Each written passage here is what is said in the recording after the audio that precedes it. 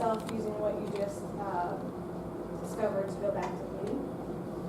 I don't know. The statistical warning signs have a lot of merit, and I think as phasor measurement units begin to be deployed throughout the grid, I think there's a lot of promise in using that information to gauge stability. If it's something that will be implemented in the next 5 to 10 years, I don't know, hopefully, but I don't know. That's a good question.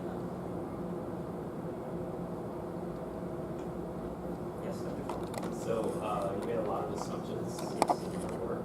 So which ones concern you most in terms of or your results in terms of what actually happened? Yeah, so we in these experiments we didn't consider any of the excitation limits on generators. So reactive power we considered to be an unlimited resource, which is obviously not true. Other assumptions, in order to really quantify the critical bus voltage variances, that required an input to our model, which required some sort of knowledge of what the load noise in the system, because we can't gauge bus voltage variance without knowing what the loads are kind of doing over time. So that is something that we could quantify in the future, or something that we could make assumptions about. But I think that's very important knowledge to have, and it's an input that the grid operator would certainly need to be able to leverage these results. Also, yeah, I'd say those are the two biggest assumptions. But in terms of showing that statistical control is a valid way to make control decisions, I think we're still successful in showing that variance can be a very useful indicator for when control action needs to be taken, regardless of these other assumptions that we made. So any sense of why people weren't doing this? Just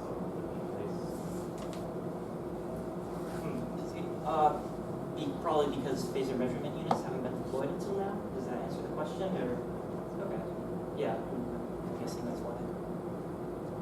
Yes.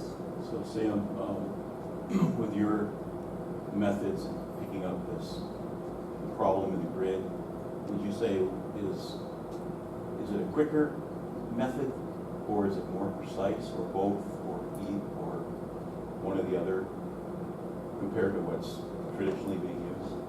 Yeah, so as far as we know, statistical control really isn't being used very much anywhere in the grid.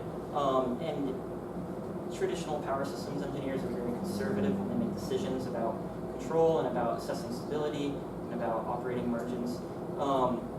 So I would say the methods that we introduced are another tool that will go in the toolbox for a grid operator. It's not the end-all be-all. But when I was down at the Power and Energy Society meeting in Boston a few weeks ago, I heard a talk given by Dr. Kevin Jones, I think his name was. He's an engineer with Dominion. He talked about how a day is coming when we will have full deployment of PMUs all around the grid. And he said it's time for researchers to start doing their research as though that already exists. Because the research that we do right now, we never question whether or not we have SCADA updates every 5 minutes. He said, which are updates that every 5 or 10 minutes we get updates from the grid about voltage and current, power flow information.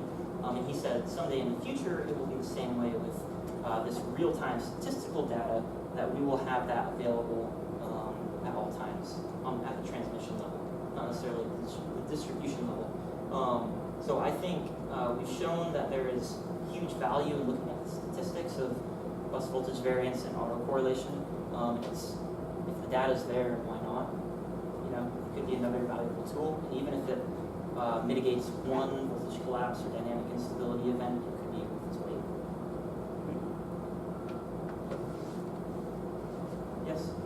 Why did you need to test your statistical controller on both the small and the large systems? Yeah, good question. I think part of that is because in power systems literature, whenever a new method or a new algorithm is introduced, it's conventional to test the new findings on a variety of systems to show that it's valid across a diverse array of topologies. It doesn't just work for one system in one instance, but to show that it's robust to different topologies. I think that's part of the reason that we chose to do it. But one thing to note is that because this method is being implemented on a small subset of buses in the load pocket, or a small subset of buses in the system, we're fairly confident that this would generalize to even very large systems, because the majority of the work is being applied to those few buses. If that answers the question.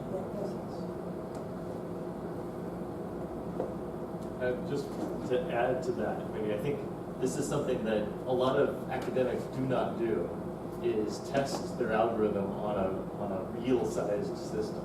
And so that's something that's really important about this, is that we've shown that it's not just these little toys that this algorithm works on, but it works in a real system. So it's something that's, Sam, we congratulate. Back in February, I got really excited about a couple of papers I read about these single-line equivalency diagrams where you take a system and reduce it down to a single line and perform your analysis. And then I was trying it on a system that's larger than a 4-bus system, and it just was useless. So it was an exciting method, but it didn't extend to any larger system.